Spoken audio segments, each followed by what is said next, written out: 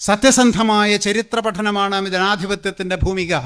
സത്യസന്ധമായ ചരിത്ര പഠനമാണ് ജനാധിപത്യത്തിൻ്റെ ഭൂമിക, സർഗാത്മക ജനാധിപത്യത്തിൻ്റെ ഭൂമിക. അതൊക്കെ ചരിത്രത്തിൽ ഓരോന്ന് എടുത്തു കളഞ്ഞാൽ നഷ്ടപ്പെടുകയാണ്. ഞാൻ ദീർഘിപ്പിക്കുകയല്ല, 64 പാഠഭാഗങ്ങൾ മാറ്റിക്കളഞ്ഞിട്ടുണ്ട്. ബോധപൂർവമാണ്. സമൂഹ മനസ്സിനെ മുന്നോട്ട് കൊണ്ടുപോകാനല്ല, പിറകോട്ട് കൊണ്ടുപോകാനാണ്. ഇന്ത്യ എവിടെ എത്തും? ലോകത്ത് ജ്ഞാനോൽപാദനം തകൃതിയായി നടന്ന് ജ്ഞാനസമ്പദ് വ്യവസ്ഥയിലേക്ക് കുതിച്ചു പോകുമ്പോൾ ഇന്ത്യ നേരെ തിരിച്ചെല്ലാം പിറകിലുണ്ട് ഉണ്ടായിരിക്കാം ചിലതൊക്കെ. അവിടെ അല്ലല്ലോ, നമുക്ക് മുന്നോട്ടല്ലേ പോകേണ്ടത്. ഇനി മുന്നോട്ട് പോകണം. ആറ്റം എന്നത് പണ്ട് കണ്ടുപിടിച്ച ഏറ്റവും ചെറിയതാണ് ആറ്റം എന്ന് കരുതി ഇപ്പം 23 കഷ്ണങ്ങളാക്കി മുറിച്ചു വെച്ചിരിക്കുക. അപ്പം മുന്നോട്ടാണ് പോകേണ്ടത്. ആർക്കെങ്കിലും അഭിപ്രായത്തിൻ്റെ പറഞ്ഞോളൂ. ഒരു ജനത പഠനത്തിലൂടെ മുന്നോട്ടാണോ പോകേണ്ടത്, പിറകോട്ടാണോ പോകേണ്ടത്? ചരിത്രത്തിൽ ആരും ഇതുവരെ പിറകോട്ട് പോകാൻ പറഞ്ഞിട്ടില്ല. അപ്പം അതുകൊണ്ട് പ്രതിലോമ വിദ്യാഭ്യാസത്തിൻ്റെ അപകടകരമായ സ്പന്ദനങ്ങൾ നമ്മൾ കേട്ടുകൊണ്ടിരിക്കുകയാണ്. നമ്മുടെ രാജ്യം അത്യപകടകരമായ ഒരവസ്ഥയിലേക്ക് നീങ്ങിക്കൊണ്ടിരിക്കുകയാണ്. അതിന് വിദ്യാഭ്യാസ മേഖലയിലെ മാറ്റങ്ങൾ രാസത്വരകമാകുന്നു എന്നുള്ളതാണ് വിഷയം. വളരെ ചുരുക്കി പ്രധാനപ്പെട്ട കാര്യങ്ങൾ അവതരിപ്പിക്കാനാണ് ഞാൻ ശ്രമിക്കുന്നത്. ഭരണകൂടത്തിന് ജനങ്ങളെ ഒപ്പം നിർത്താൻ പ്രധാനമായും 2 ഉപകരണങ്ങളുണ്ട്. ഒന്ന് മർദ്ദന ഉപകരണമാണ്. പോലീസ്, പട്ടാളം, ജയില് തുടങ്ങിയ ഭയപ്പെടുത്തി ജനങ്ങളെ കൂടെ നിർത്തുക, അതാണ് അതിൻ്റെ അർത്ഥം. മർദ്ദന ഉപകരണം, ഭയം ജനിപ്പിക്കുക. സ്വാഭാവികമായിട്ടും ജനങ്ങൾ നിവൃത്തിയില്ലാതെ ഒപ്പം നിൽക്കും. രണ്ടാമത്തെ സുപ്രധാനമായ ഉപകരണമാണ് പ്രത്യയശാസ്ത്ര ഉപകരണം. ആശയപരമായി കീഴ്പ്പെടുത്തിക്കൊണ്ട് ജനതയെ ഒപ്പം നിർത്തുക. അങ്ങനെയുള്ള പ്രത്യയശാസ്ത്ര ഉപകരണങ്ങളിൽ ഏറ്റവും പ്രധാനപ്പെട്ടതാണ് വിദ്യാഭ്യാസം. സാംസ്കാരിക മേഖലയൊക്കെ അതിൻ്റെ ഭാഗമാണ്. ഞാനതിൻ്റെ വിശദമായ തലത്തിലേക്ക് പോകുന്നില്ല. പറഞ്ഞതിൻ്റെ അർത്ഥം വിദ്യാഭ്യാസം എന്നത് ഭരണകൂടത്തിൻ്റെ ഒരു പ്രത്യയശാസ്ത്ര ഉപകരണമാണ്. ആ രാഷ്ട്രീയ ആശയത്തിൻ്റെ ഉള്ളിൽ നിന്ന് തന്നെ വേണം ഈ വിഷയം ചർച്ച ചെയ്യാൻ. ഗ്രാംഷി അത് വളരെ വ്യക്തമായിട്ട് പറഞ്ഞിട്ടുണ്ട്. ഗ്രാംഷി പറഞ്ഞത്, ഭരണകൂടം ഉൽപ്പാദിപ്പിക്കുന്ന ആശയങ്ങൾ വിദ്യാഭ്യാസത്തിലൂടെ സമൂഹ മനസ്സിലെത്തിച്ച് സമൂഹ മനസ്സിനെ കൂടെ നിർത്തുക. ആശയോൽപാദനം ഭരണഘടനാ തലത്തിലും ഭരണകൂട തലത്തിലും അത് ജനങ്ങളിൽ എത്തിക്കാനുള്ള മീഡിയം എന്ന രീതിയിൽ വിദ്യാഭ്യാസ മേഖലയും, അങ്ങനെ ജനങ്ങളുടെ മനസ്സിൽ അതെത്തി ഭരണകൂടത്തോടൊപ്പം അവരെ നിർത്തുക. അങ്ങനെയാണ് വിദ്യാഭ്യാസത്തെക്കുറിച്ച് അന്റോണിയോ ഗ്രാംഷി പറഞ്ഞത്. അൽത്തൂസർ പറഞ്ഞതും ഏതാണ്ട് ആ അർത്ഥത്തിൽ തന്നെയാണ്. അൽത്തൂസർ പറഞ്ഞത്, ചൂഷണ വ്യവസ്ഥ, നിലനിൽക്കുന്ന ചൂഷണ വ്യവസ്ഥ പൂർണ്ണമായിട്ടും അംഗീകരിക്കാൻ പറ്റുന്ന മനസ്സിനെ ഉൽപ്പാദിപ്പിക്കുന്ന വിദ്യാഭ്യാസം നടപ്പിലാക്കുക വഴി ഭരണകൂടം ജനങ്ങളെ ഒപ്പം നിർത്തുകയാണ്. ചൂഷണ വ്യവസ്ഥയെ അംഗീകരിക്കുക എന്നല്ല, അതിനൊപ്പം നിൽക്കുക. അങ്ങനെ വ്യവസ്ഥ മാറാതെ കാത്തു സൂക്ഷിക്കുക. അതിനുവേണ്ടി ഭരണകൂടം ശ്രമിക്കുക. ചൂഷണ വ്യവസ്ഥ നിലനിർത്തുവാൻ വിദ്യാഭ്യാസത്തെ ഉപയോഗിക്കുന്നു എന്നർത്ഥം. ഈ അർത്ഥത്തിൽ തന്നെയാണ് നോം ചോംസ്കി ഒരു പുസ്തകം എഴുതിയിട്ടുള്ളത്. ചോംസ്കിയുടെ പുസ്തകത്തിൻ്റെ പേര് മാനുഫാക്ചറിങ് കൺസെൻറ്റ് എന്നാണ്. സമ്മതത്തിൻ്റെ നിർമ്മിതി. അർത്ഥം, സമൂഹ മനസ്സിൽ ഭരണകൂടത്തിൻ്റെയും കോർപ്പറേറ്റുകളുടെയും താല്പര്യങ്ങൾക്കനുസരിച്ചുള്ള സമ്മതം ഉൽപ്പാദിപ്പിക്കുക എന്നുള്ളതാണ്. മാധ്യമങ്ങളാണ് അതിന് ഏറ്റവും പ്രധാനപ്പെട്ട ഉപകരണങ്ങളായി മാറുന്നത്. മാധ്യമങ്ങളിലൂടെ സമൂഹ മനസ്സിൽ കോർപ്പറേറ്റുകൾക്കും ഭരണകൂടങ്ങൾക്കും വേണ്ടിയുള്ള സമ്മതം നിർമ്മിക്കുകയാണ് എന്ന് ചോംസ്കി പറഞ്ഞു. പൗലോ ഫ്രയർ ഇതിൽ നിന്നെല്ലാം ആശയം ഉൾക്കൊണ്ടുകൊണ്ട് ഒരു നിർവചനം പറഞ്ഞു. പൗലോ ഫ്രയർ പറഞ്ഞത്, വിമോചനത്തിൻ്റെ പ്രത്യയശാസ്ത്രമാണ് വിദ്യാഭ്യാസം എന്നാണ്. അതാണ് ഏറ്റവും ശരി. അർത്ഥത്തിലാണ് വിദ്യാഭ്യാസത്തെ നമ്മൾ കാണേണ്ടത്. പ്രതിലോമ സാഹചര്യത്തിൽ നിന്നും മോചനത്തിലേക്ക്, സ്വാതന്ത്ര്യത്തിലേക്ക് മനുഷ്യ മനസ്സിനെ നയിക്കുന്ന പ്രക്രിയയാണ് വിദ്യാഭ്യാസം എന്ന് അർത്ഥം. അത് വളരെ വളരെ പ്രധാനപ്പെട്ട പൗലോ ഫ്രയറിൻ്റെ ഒരു നിരീക്ഷണമാണ്. മോചനത്തിൻ്റെ പ്രത്യയശാസ്ത്രമാണ്, വിമോചനത്തിൻ്റെ പ്രത്യയശാസ്ത്രമാണ് വിദ്യാഭ്യാസം. ഇതിൽ നിന്നും നാം മനസ്സിലാക്കേണ്ട, ഭരണകൂടത്തിന് വലിയ റോളുണ്ട് വിദ്യാഭ്യാസത്തിൽ. ഭരണകൂടത്തിൻ്റെ രാഷ്ട്രീയമനുസരിച്ച് വിദ്യാഭ്യാസത്തിലെ പല പല ഘടകങ്ങളും മാറും. അങ്ങനെ മാറുന്നതനുസരിച്ച് വിദ്യാഭ്യാസത്തെ 3 തരത്തിൽ ചുരുങ്ങിയത് തരംതിരിക്കാം. 3 തരത്തിൽ. അതിനേക്കാൾ കൂടുതലുണ്ട്. ഞാനതിൻ്റെ വല്ലാത്ത വിശദീകരണത്തിൽ പോകുന്നില്ല. 3 1 സാമ്പ്രദായിക വിദ്യാഭ്യാസം, 2 പ്രതിലോമ വിദ്യാഭ്യാസം, 3 പുരോഗമന വിദ്യാഭ്യാസം അല്ലെങ്കിൽ ആധുനിക വിദ്യാഭ്യാസം. ഇങ്ങനെ 3 തരത്തിലുള്ള വിദ്യാഭ്യാസം ഇന്നത്തെ ലോകത്ത് നമുക്ക് പൊതുവിൽ കാണാൻ കഴിയും. ഞാൻ ഒന്നുകൂടി പറയാം. 1 സാമ്പ്രദായിക വിദ്യാഭ്യാസം, 2 പ്രതിലോമ വിദ്യാഭ്യാസം, 3 പുരോഗമന വിദ്യാഭ്യാസം. ഓരോന്നായിട്ട് എടുത്തു നോക്കാം. സാമ്പ്രദായിക വിദ്യാഭ്യാസം വലതുപക്ഷ രാഷ്ട്രീയം മുന്നോട്ട് വയ്ക്കുന്ന വിദ്യാഭ്യാസ സമ്പ്രദായമാണത്. ഭരണകൂടത്തിൻ്റെ രാഷ്ട്രീയ സ്വഭാവം അനുസരിച്ച് വിദ്യാഭ്യാസത്തിൻ്റെ രീതിശാസ്ത്രത്തിൽ മാറ്റം വരുന്നു എന്ന് പറഞ്ഞത് സാധൂകരിക്കുന്ന ഒരു ഉദാഹരണമാണ് സാമ്പ്രദായിക വിദ്യാഭ്യാസം. എന്താണത്? അൽത്തൂസർ പറഞ്ഞതുപോലെ നിലനിൽക്കുന്ന വ്യവസ്ഥയെ മാറ്റാതെ ചൂഷണാധിഷ്ഠിതമാക്കി തന്നെ നിലനിർത്താൻ ശ്രമിക്കുന്ന വിദ്യാഭ്യാസമാണ് സാമ്പ്രദായിക വിദ്യാഭ്യാസം. ഫ്യൂഡൽ വിദ്യാഭ്യാസം, കൊളോണിയൽ വിദ്യാഭ്യാസം, മുതലാളിത്ത വിദ്യാഭ്യാസം ഇതെല്ലാം ഈ ഗണത്തിൽ പെടുകയാണ്. അവ സമൂഹ മനസ്സിൽ വിദ്യാഭ്യാസത്തിലൂടെ എത്തിക്കുന്ന ആശയങ്ങൾ നിലനിൽക്കുന്ന വ്യവസ്ഥയാണ് ശരി എന്നുള്ളതാണ്. നിലനിൽക്കുന്ന വ്യവസ്ഥയിലെ ചൂഷണം അതിനോട് ചേർന്ന് നിൽക്കുന്ന മനസ്സിനെ ഉൽപ്പാദിപ്പിക്കുക, അതിനോട് എതിർക്കാത്ത മനസ്സിനെ, അതിനോട് ചേർന്ന് നിൽക്കുന്ന മനസ്സിനെ, അത് പ്രകൃതി നിയമം പോലെ ശരിയാണ് എന്ന് തോന്നുന്ന മനസ്സിനെ ഉൽപ്പാദിപ്പിക്കുകയാണ്. അങ്ങനെ നിലനിൽക്കുന്ന വ്യവസ്ഥയോട് മനസ്സിനെ ചേർത്തി, മനസ്സിനെ ഒതുക്കി നിർത്തി നിലനിൽക്കുന്ന വ്യവസ്ഥയെ നിലനിർത്താൻ ശ്രമിക്കുന്ന വിദ്യാഭ്യാസമാണ് സാമ്പ്രദായിക വിദ്യാഭ്യാസം. അത് ഞാൻ പറഞ്ഞു വലതുപക്ഷ രാഷ്ട്രീയത്തിൻ്റെ വിദ്യാഭ്യാസമാണ്. ഇന്ത്യൻ നാഷണൽ കോൺഗ്രസ് നമ്മുടെ രാജ്യത്ത് കോത്താരി കമ്മീഷൻ കാലത്ത് തൊട്ട് നടപ്പിലാക്കിയ വിദ്യാഭ്യാസം വിശദമായി പരിശോധിച്ചാൽ അത് കാണാം. അതുകൊണ്ട് സാമ്പ്രദായിക വിദ്യാഭ്യാസം എന്നത് വലതുപക്ഷം മുന്നോട്ട് വയ്ക്കുന്ന വിദ്യാഭ്യാസ രീതിയാണ്. രണ്ടാമത്തെ വിദ്യാഭ്യാസ രീതി പ്രതിലോമ വിദ്യാഭ്യാസം. പ്രതിലോമ വിദ്യാഭ്യാസം അതിൻ്റെ പ്രത്യേകത നിലനിൽക്കുന്ന വ്യവസ്ഥയിൽ നിന്നും സമൂഹ മനസ്സിനെ പിറകോട്ട് കൊണ്ടുപോയി വരേണ്യ യുക്തിയിലേക്ക് എത്തിക്കുക എന്നുള്ളതാണ്.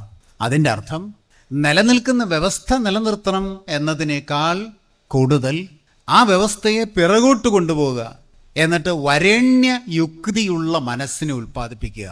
കാരണം അത്തരത്തിലുള്ള ഒരു യുക്തിയിലാണ് വർഗീയതയും വംശീയതയും ഫാസിസവും ഒക്കെ വളരാനുള്ള സാധ്യതയുള്ളത്. അതുകൊണ്ട് മനുഷ്യ മനസ്സിനെ പിറകോട്ട് കൊണ്ടുപോകുന്ന വിദ്യാഭ്യാസമാണ് പ്രതിലോമ വിദ്യാഭ്യാസം. ആ വിദ്യാഭ്യാസ രീതിയാണ് ഇന്ന് കേന്ദ്ര സർക്കാർ നടപ്പിലാക്കിക്കൊണ്ടിരിക്കുന്ന വിദ്യാഭ്യാസ രീതി.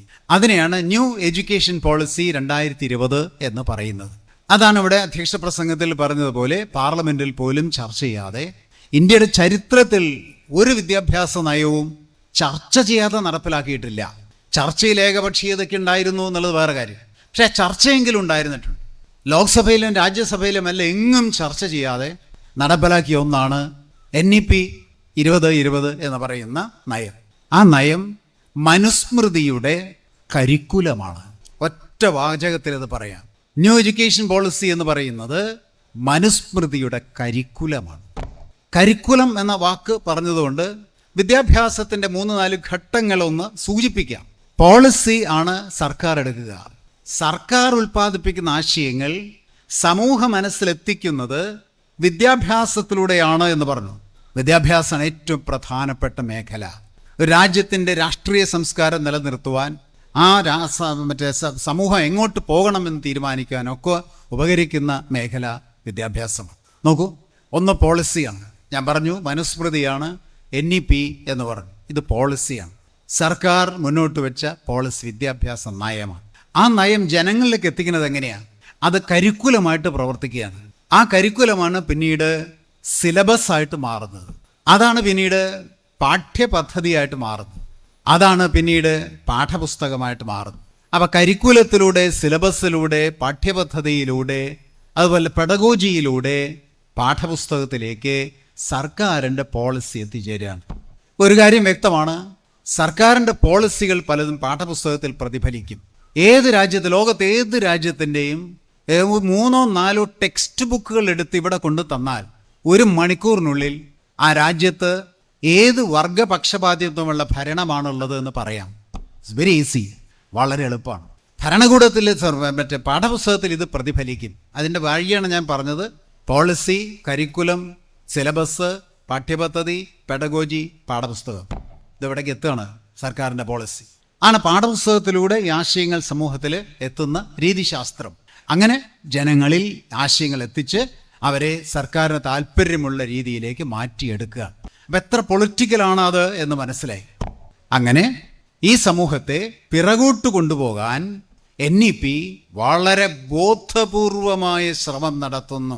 വളരെ വളരെ ബോധപൂർവമായ.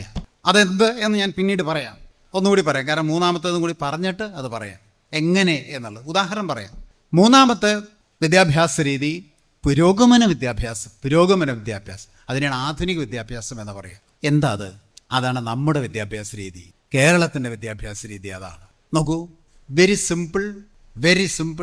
നോക്കൂ, ഒരു വ്യവസ്ഥ പിറകോട്ടാണോ പോകേണ്ടത്, നിലനിൽക്കുകയാണോ പോകേണ്ടത്, മുന്നോട്ടാണോ പോകേണ്ടത് എന്ന ഓപ്ഷൻസാണ് ഇവിടെ മൂന്നെണ്ണത്തിനുള്ളത്. നിലനിൽക്കുന്ന വ്യവസ്ഥയോട് കലഹിക്കുന്ന, നിലനിൽക്കുന്ന വ്യവസ്ഥയോട് പ്രത്യക്ഷമായി വിമർശനമുള്ള മനസ്സിനെ ഉൽപ്പാദിപ്പിച്ചുകൊണ്ട് വിമർശനാത്മകമായി വിഷയങ്ങളെ പഠിച്ചുകൊണ്ട് നിലനിൽക്കുന്ന വ്യവസ്ഥയിൽ നിന്നും കൂടുതൽ മെച്ചപ്പെട്ട വ്യവസ്ഥയിലേക്ക് മാറണം എന്ന ചിന്തയുൽപ്പാദിപ്പിക്കുന്ന വിദ്യാഭ്യാസമാണ് പുരോഗമന വിദ്യാഭ്യാസം. ആരോടോ പറയണതൊക്കെ അല്ലേ, കേൾക്കണ്ടോ? ഇതിലേത് ശരി? എന്തുകൊണ്ട് കേരളത്തിൻ്റെ വിദ്യാഭ്യാസം ഏറ്റവും ശരിയാണ് എന്ന് നമ്മൾ പറയുന്നു? അപ്പം ഞാൻ ഒന്നുകൂടി പറയാം. പുരോഗമന വിദ്യാഭ്യാസം, ആധുനിക വിദ്യാഭ്യാസം. നിലനിൽക്കുന്ന വ്യവസ്ഥയെ മാറ്റുക എന്നുള്ള ലക്ഷ്യം. നിലനിൽക്കുന്ന വ്യവസ്ഥയിലെ പ്രതിലോമപരതയെ ഇല്ലാതാക്കുക എന്ന ലക്ഷ്യം. നിലനിൽക്കുന്ന വ്യവസ്ഥയിലെ ചൂഷണത്തെ ഇല്ലാതാക്കുക, അസമത്വത്തെ ഇല്ലാതാക്കുക, അന്ധവിശ്വാസങ്ങളെ ഇല്ലാതാക്കുക. അങ്ങനെ നിലനിൽക്കുന്ന വ്യവസ്ഥയിലെ മാനവിക വിരുദ്ധവും പ്രകൃതി വിരുദ്ധവുമായ അംശങ്ങളെ മാറ്റി കൂടുതൽ സമത്വാധിഷ്ഠിതമായ സമ്പദ് വ്യവസ്ഥയിലേക്ക് മാറാൻ പറ്റുന്ന രീതിയിൽ ആശയോൽപാദനം നടത്തുന്ന വിദ്യാഭ്യാസമാണ് പുരോഗമന വിദ്യാഭ്യാസം അല്ലെങ്കിൽ ആധുനിക വിദ്യാഭ്യാസം. അപ്പം ആധുനിക വിദ്യാഭ്യാസത്തിൻ്റെ രീതി എന്നത് നിലനിൽക്കുന്ന വ്യവസ്ഥയോട് വിമർശനം ഉണ്ടാക്കുക എന്നുള്ളതാണ്. ഒരു ചെറിയ ഉദാഹരണം, അന്ധവിശ്വാസം. സമൂഹത്തിൽ അന്ധവിശ്വാസമുണ്ട് എന്ന ആ സമൂഹം കൂടുതൽ നല്ല റോഡുകളും പിന്നെ പാലങ്ങളും കെട്ടിടങ്ങളും കണ്ണഞ്ചിപ്പിക്കുന്ന സംവിധാനങ്ങളുമുള്ള മാറി എന്നുള്ളത് കൊണ്ട് അതിന് വികസനമായി എന്ന് പറയാൻ കഴിയില്ല. ഈ മാറ്റങ്ങളൊക്കെ നടക്കുന്നതോടൊപ്പം തന്നെ അന്ധവിശ്വാസമുള്ളൊരു തലമുറയെ സൃഷ്ടിക്കുക കൂടി വേണം. നവകേരളം അതാണ്. നിലനിൽക്കുന്ന വ്യവസ്ഥയിൽ പ്രതിലോമപരമായ ആശയങ്ങളെ മാറ്റി കൂടുതൽ നല്ല ആശയങ്ങളെ ഉൽപ്പാദിപ്പിച്ച് സാമൂഹികമായ അവസ്ഥയ്ക്ക് മാറ്റമുണ്ടാക്കുന്നതാണ് നവകേരളത്തിൻ്റെ അടിത്തറ. അപ്പം അത്തരത്തിലുള്ള ഈ പറയുന്ന ഭൗതികമായ മാറ്റങ്ങൾക്കൊപ്പം മനസ്സിനെ മാറ്റിയെടുക്കണമെങ്കിൽ ഇവിടെ അന്ധവിശ്വാസമുണ്ടെങ്കിൽ അന്ധവിശ്വാസത്തിനെ പ്രതിരോധിക്കുന്ന, അതിനെ വിമർശിക്കുന്ന ഒരു മനസ്സ് ഉൽപ്പാദിപ്പിക്കണം. അതിനുള്ള വഴി ഒന്നേ ഉള്ളൂ, ശാസ്ത്രബോധം വളർത്തുക എന്നുള്ളതാണ്. അപ്പം ശാസ്ത്രബോധോൽപാദനം ആധുനിക വിദ്യാഭ്യാസത്തിൻ്റെ അടിസ്ഥാന ഘടകമാകാൻ കാരണം ശാസ്ത്രബോധത്തെ ഉൽപ്പാദിപ്പിച്ച് അന്ധവിശ്വാസത്തെ ഇല്ലാതാക്കി നിലനിൽക്കുന്ന വ്യവസ്ഥയിൽ ഒരു കുറവ് പരിഹരിച്ച് മുന്നോട്ട് പോകുക. അസമത്വം നിലനിൽക്കുന്ന വ്യവസ്ഥയിൽ ഏറ്റവും അപകടകരമായ ഒന്നാണ്. അസമത്വത്തെ ഇല്ലാതാക്കണമെങ്കിൽ അസമത്വത്തിനെതിരെയുള്ള മനസ്സുണരണം, അതിനോട് വിമർശനമുണ്ടാകണം. സമത്വമാണ് ശരിയെന്ന ആശയം ഉൽപ്പാദിപ്പിക്കണം. നീതിപൂർവകമായ സമ്പത്തിൻ്റെ വിതരണമാണ് ശരിയെന്ന ആശയം ഉൽപ്പാദിപ്പിക്കണം. അത്തരത്തിലുള്ള ആശയോൽപാദനം ആധുനിക വിദ്യാഭ്യാസത്തിൻ്റെ പ്രധാന ഘടകമാണ്. അപ്പോൾ നിലനിൽക്കുന്ന വ്യവസ്ഥയോട് വിമർശനമുള്ള മനസ്സിനെ ഉൽപ്പാദിപ്പിച്ച് നിലനിൽക്കുന്ന വ്യവസ്ഥയിലെ പ്രശ്നങ്ങളെ മറികടക്കാനുള്ള മനസ്സുൽപ്പാദിപ്പിക്കുന്ന വിദ്യാഭ്യാസമാണ് ആധുനിക വിദ്യാഭ്യാസം അല്ലെങ്കിൽ പുരോഗമന വിദ്യാഭ്യാസം. ഇതാണ് കേരളത്തിൻ്റെ വിദ്യാഭ്യാസം. ഇതാണ് ഇന്ന് നമ്മൾ കേരളം മുന്നോട്ട് 2016 ശേഷം നമ്മൾ ഉൽപ്പാദിപ്പിച്ചെടുത്ത പ്രധാനപ്പെട്ട ആശയം. 1957 വിദ്യാഭ്യാസത്തിൽ വലിയൊരു പരിവർത്തനത്തിന് നമ്മൾ നേതൃത്വം കൊടുത്തു. കമ്മ്യൂണിസ്റ്റ് പാർട്ടി അധികാരത്തിലുള്ളപ്പോൾ കേരളത്തിൻ്റെ മാത്രം വിദ്യാഭ്യാസ രംഗത്ത് ചടുലമായ മാറ്റം, കാതലായ മാറ്റം, പുരോഗമന വിദ്യാഭ്യാസത്തിൻ്റെ എല്ലാ അംശങ്ങളും ഉൾക്കൊള്ളുന്ന മാറ്റം ഉണ്ടാക്കി. സിമ്പിളായിട്ട് പറയുകയാണെങ്കിൽ വിദ്യാഭ്യാസത്തിൻ്റെ ജനകീയവൽക്കരണവും സാർവത്രികവൽക്കരണവും നടപ്പിലാക്കി. ആദ്യം അതേ കഴിയുള്ളൂ. എല്ലാ പ്രശ്നങ്ങളും ആദ്യം തീർക്കാൻ പറ്റില്ല. അതിനു മുമ്പ് 57 മുമ്പ് കേരളത്തിൻ്റെ വിദ്യാഭ്യാസ മേഖലയിൽ അപൂർവം ചിലർക്ക് പഠിക്കാൻ കഴിയുന്നുള്ളൂ. ബഹുഭൂരിപക്ഷവും പഠന രംഗത്തുനിന്ന് പുറത്തായിരുന്നു. അപ്പം എല്ലാവരെയും വിദ്യാഭ്യാസത്തിലേക്ക് കൊണ്ടുവരിക എന്നുള്ളത് സാർവജനീന വിദ്യാഭ്യാസം പുരോഗമന വിദ്യാഭ്യാസത്തിൻ്റെ അടിത്തറയാണ്. വിദ്യാഭ്യാസത്തിൽ നിന്നും ചിലരെ പാർശ്വവൽക്കരിക്കണം എന്ന് പറയുന്ന ഒരിക്കലും പുരോഗമന വിദ്യാഭ്യാസമല്ല, അത് വരേണ്യ വിദ്യാഭ്യാസമാണ്. വരേണ്യ വിദ്യാഭ്യാസത്തിൽ സമൂഹത്തിൽ കുറേ പേരെ പുറത്താക്കുക എന്നുള്ളതാണ് തന്ത്രം. ജനകീയ വിദ്യാഭ്യാസത്തിൽ, ആധുനിക വിദ്യാഭ്യാസത്തിൻ്റെ സാർവത്രികവൽക്കരണം, ജനകീയവൽക്കരണം, സാർവജനീനമായ വിദ്യാഭ്യാസം എന്ന ആശയം, ഇതാണ് 57 ചെയ്തത്. പൊതുവിദ്യാഭ്യാസം, അത് വിദ്യാഭ്യാസത്തിൻ്റെ പൊതുവൽക്കരണം. ഒന്നുകൂടി കൃത്യമാക്കാം, വിദ്യാഭ്യാസത്തിൻ്റെ ജനകീയവൽക്കരണം, സാർവത്രികവൽക്കരണം. ഇത് കേരളത്തിൻ്റെ എന്തുകൊണ്ട് കേരളം ഇങ്ങനെ ഇന്ന് നവകേരളം എന്ന ആശയം നമുക്ക് മുന്നോട്ട് വയ്ക്കാൻ പറ്റി? വളർന്നു വന്ന ചരിത്രം മുഴുവൻ ഉൾക്കൊണ്ടുകൊണ്ടാണ് നവകേരളം. വളർന്നു വന്ന ചരിത്രത്തിൽ ഒന്നും എടുക്കാതെ ഒരു നവകേരളമല്ല. പരസ്പര പൂരകമായി വളർന്നു വന്ന ചരിത്രവും നവലോക സങ്കല്പവും നിലനിൽക്കുകയാണ്. അതിലേറ്റവും പ്രധാനപ്പെട്ട വിദ്യാഭ്യാസമാണ്. അപ്പം അതുകൊണ്ട് 57 തന്നെ അതിന് തുടക്കം കുറിച്ചത് വിദ്യാഭ്യാസത്തിൻ്റെ പൊതുവൽക്കരണമാണ്. അങ്ങനെയുള്ള വിദ്യാഭ്യാസം പിന്നീട് പൊതുരംഗത്ത് തുടർന്ന് പല പ്രശ്നങ്ങളൊക്കെ ഉണ്ട്. ഞാൻ അതിൻ്റെ വിശദീകരണത്തിലേക്കല്ല പോകുന്നത്. 89-90 കാലഘട്ടം എത്തിയപ്പോഴേക്കും ജനകീയ വിദ്യാഭ്യാസത്തിന്, ആധുനിക വിദ്യാഭ്യാസത്തിന് അടുത്ത ഘട്ടം വരണം. അടുത്ത ഘട്ടം എന്നത് നമ്മൾ സമ്പൂർണ്ണ സാക്ഷരതാ യജ്ഞത്തിലൂടെ നടപ്പിലാക്കി. അപ്പോൾ സമ്പൂർണ്ണ സാക്ഷരത നേടുക ഒരു സമൂഹത്തിൻ്റെ പുരോഗമന വിദ്യാഭ്യാസത്തിലേക്കുള്ള പ്രധാനപ്പെട്ട ഒരു ചുവടുവയ്പ്പാണ്. അങ്ങനെ സമ്പൂർണ്ണ സാക്ഷരത നടപ്പിലാക്കി. പക്ഷെ 91 നമുക്ക് വലിയൊരു ഭീഷണി നേരിടേണ്ടി വന്നു. അത് നമ്മൾ ഓർക്കണം. 91 വലിയൊരു ഭീഷണി, അത് ഇന്ത്യയിൽ നിയോലിബറൽ പോളിസി നടപ്പിലാക്കി എന്നുള്ളതാണ്. നിയോലിബറൽ പോളിസി നടപ്പിലാക്കിയതോടുകൂടി വിദ്യാഭ്യാസം കമ്പോളവുമായി ബന്ധിപ്പിക്കുവാനുള്ള സാഹചര്യം ഉണ്ടാവുകയാണ്. അങ്ങനെ വിദ്യാഭ്യാസ രംഗത്ത് കമ്പോളവൽക്കരണത്തിന് ആശയം ആദ്യമായി കേരളത്തിൽ കടന്നു വന്നത് 91 നിയോലിബറൽ പോളിസി നടപ്പിലാക്കിയതിനു ശേഷമാണ്. അതുകൊണ്ട് 91 ശേഷമുള്ള വിദ്യാഭ്യാസ പ്രക്രിയയിൽ ആ നവലിബറൽ നയങ്ങളുടെ കമ്പോളവൽക്കരണത്തിനെതിരെ പോരാടേണ്ടതായിട്ട് നമുക്ക് വന്നു. അതിനുള്ള അവസരം നമുക്ക് കിട്ടിയത് അധികാര വികേന്ദ്രീകരണത്തിലൂടെ വന്ന പഞ്ചായത്തുകൾ, അതായത് തദ്ദേശ സ്വയംഭരണ സ്ഥാപനങ്ങളാണ്. തദ്ദേശ സ്വയംഭരണ സ്ഥാപനങ്ങളുടെ നേതൃത്വത്തിലുള്ള പ്രാദേശിക വിദ്യാഭ്യാസ പ്രക്രിയയിലൂടെ കുറേയൊക്കെ കമ്പോളവൽക്കരണത്തെ എതിർക്കാൻ നമുക്ക് കഴിഞ്ഞിട്ടുണ്ട്. അതിൻ്റെ ചരിത്രം മുഴുവൻ പറയുന്നില്ല. അങ്ങനെ വന്ന് 2016 ആധുനിക ലോകത്ത് നടക്കുന്ന വിദ്യാഭ്യാസത്തിനേക്കാൾ മുകളിലേക്ക് കേരളത്തിൻ്റെ വിദ്യാഭ്യാസം പോകണം എന്ന ലക്ഷ്യത്തിൽ 2016 പൊതുവിദ്യാഭ്യാസ സംരക്ഷണ യജ്ഞത്തിലൂടെ നമ്മൾ ആരംഭിച്ചത് അറിവിൻ്റെ സാർവത്രികവൽക്കരണമാണ്. വളരെ പ്രധാനപ്പെട്ട വാക്കാൻ ഞാൻ ഉദ്ദേശിച്ചത് അറിവിൻ്റെ സാർവത്രികവൽക്കരണമാണ്. 57 വിദ്യാഭ്യാസത്തിൻ്റെ സാർവത്രികവൽക്കരണമായിരുന്നു, വിദ്യാഭ്യാസത്തിൻ്റെ ജനകീയവൽക്കരണമായിരുന്നു, എല്ലാവർക്കും വിദ്യാഭ്യാസം എന്ന സങ്കല്പമായിരുന്നു. അതിൻ്റെ ഒരു പടി കഴിഞ്ഞ് എല്ലാവർക്കും സമ്പൂർണ്ണ സാക്ഷരത എന്ന ഘട്ടത്തിലേക്ക് എത്തി. ഇടയ്ക്ക് കമ്പോളവൽക്കരണമുള്ളത് ചില തിരിച്ചടികൾ ഉണ്ടാക്കിയിട്ടുണ്ട്. എങ്കിലും അതിനെ മറികടന്ന് 2016 അതിനപ്പുറത്തേക്ക് ആഗോള സമ്പദ് വ്യവസ്ഥയിൽ വരുന്ന മാറ്റങ്ങളുടെ ചലനങ്ങൾ ഉൾക്കൊണ്ടുകൊണ്ട് അറിവിൻ്റെ സാർവത്രികവൽക്കരണം എന്ന സങ്കല്പം നടപ്പിലാക്കുകയാണ്.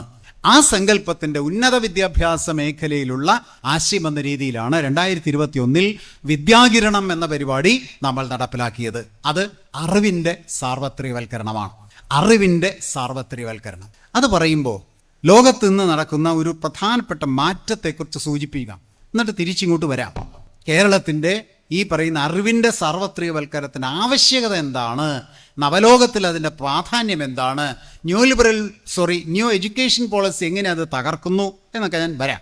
ആഗോളതലത്തിൽ ഇന്ന് നടക്കുന്ന ഏറ്റവും പ്രധാനപ്പെട്ട മാറ്റം, പുതിയൊരു സമ്പദ് വ്യവസ്ഥ രൂപപ്പെടുകയാണ്. ആ സമ്പദ് വ്യവസ്ഥയുടെ പേര് ജ്ഞാന സമ്പദ് വ്യവസ്ഥ, നോളജ് ഇക്കോണമി എന്നാണ്. ഇംഗ്ലീഷിൽ നോളജ് ഇക്കോണമി, മലയാളത്തിൽ ജ്ഞാന സമ്പദ് വ്യവസ്ഥ. ഇതുവരെ ഉണ്ടായിരുന്ന വ്യവസ്ഥകൾ ചെറിയതായി പരിശോധിച്ചാൽ ആദ്യമുണ്ടായത് കാർഷിക സമ്പദ് വ്യവസ്ഥ. ഓർമ്മയുണ്ടാവും എല്ലാവർക്കും കാർഷിക സമ്പദ് വ്യവസ്ഥ. അത് മാറി പിന്നീട് വന്നത് എന്തായിരുന്നു? വ്യവസായങ്ങളുടെ ഉൽപ്പാദനം, വളർച്ച, വ്യാവസായിക സമ്പദ് വ്യവസ്ഥ. അതും കഴിഞ്ഞ് ഇപ്പോൾ നമ്മൾ ജീവിക്കുന്നത് സാങ്കേതിക വിദ്യാധിഷ്ഠിത സമ്പദ് വ്യവസ്ഥ. അതാണ് ഇപ്പോൾ നമ്മൾ ജീവിക്കുന്നത്. അതും മാറുകയാണ്. അത് മാറുന്നത് എങ്ങോട്ടാ? അതിൻ്റെ പേരാണ് നോളജ് ഇക്കോണമി, ജ്ഞാന സമ്പദ് വ്യവസ്ഥ. എന്താ അതിൻ്റെ പ്രത്യേകത? ആദ്യം കാർഷിക സമ്പദ് വ്യവസ്ഥയിൽ കൃഷിക്ക് പ്രാധാന്യം, വ്യവസായ സമ്പദ് വ്യവസ്ഥയിൽ വ്യവസായത്തിന് പ്രാധാന്യം, ടെക്നോളജിയുടെ ബേസ് ആയിട്ടുള്ള തന്നെ ടെക്നോളജിക്ക് പ്രാധാന്യം, നോളജ് ബേസ്ഡ് ആയിട്ട് തന്നെ നോളജിന് പ്രാധാന്യം, ജ്ഞാനത്തിന് പ്രാധാന്യം വരുന്ന ജ്ഞാനോൽപാദനമാണ് എല്ലാം എന്നൊരു ഘട്ടത്തിലേക്ക് ആർട്ടിഫിഷ്യൽ ഇൻ്റലിജൻസ് ഒക്കെ അതിൻ്റെ തുടക്കം മാത്രമേ ആയിട്ടുള്ളൂ. അതൊക്കെ കടന്നു പോകാൻ പോവുകയാണ് ലോകം. അങ്ങനെ ജ്ഞാനത്തിന് വലിയ സ്ഥാനം വരുന്നതും ശ്രദ്ധിച്ച് കേൾക്കണ ഒരു വാക്ക്. നാളെ, മറ്റന്നാൾ, അല്ലെങ്കിൽ എന്ന് പറഞ്ഞാൽ വരും ഭാവിയിൽ നോളജ് ക്യാപിറ്റൽ എന്ന ആശയം പോലും സാർത്ഥകമാകുന്ന രീതിയിൽ ചൂഷണത്തിനായി പോലും അറിവ് ഉൽപ്പാദിപ്പിക്കുന്ന, അറിവ് ഉപയോഗിക്കുന്ന ഒരു ഘട്ടത്തിലേക്ക് ലോകം പോവുകയാണ്. അതാണ് ജ്ഞാന സമ്പദ് വ്യവസ്ഥ, നോളജ് ഇക്കോണമി എന്ന് പറയുന്നത്. അപ്പം ഈ നോളജ് ഇക്കോണമിക്ക് ലോകം പോകുമ്പോൾ അവിടെ ഒരു പ്രതിലോമപരതയുണ്ട്. അതെന്താ നോക്കൂ. ഉൽപ്പാദിപ്പിക്കപ്പെടുന്ന ജ്ഞാനം, നോളജ് ഇക്കോണമിയിൽ ഉൽപ്പാദിപ്പിക്കപ്പെടുന്ന ജ്ഞാനം ചിലരുടെ സ്വന്തമായിട്ട് മാറാൻ പോവുകയാണ്. പാറ്റന്റ് നയം, അതൊക്കെ ഒരുപാട് വലിയ വിഷയങ്ങളാണ്, സംശയം ഉണ്ടെങ്കിൽ പറഞ്ഞുതരാം. പാറ്റന്റ് നയങ്ങൾ പ്രൊഡക്റ്റ് പാറ്റന്റിലേക്ക് ലോകം മുഴുവൻ മാറിയപ്പോൾ അറിവ് ചിലരുടെ കുത്തകയാക്കാൻ പറ്റുന്ന അവസ്ഥയുണ്ടായി. ഇത്രയും പറഞ്ഞാൽ മനസ്സിലാവുമായിരിക്കും.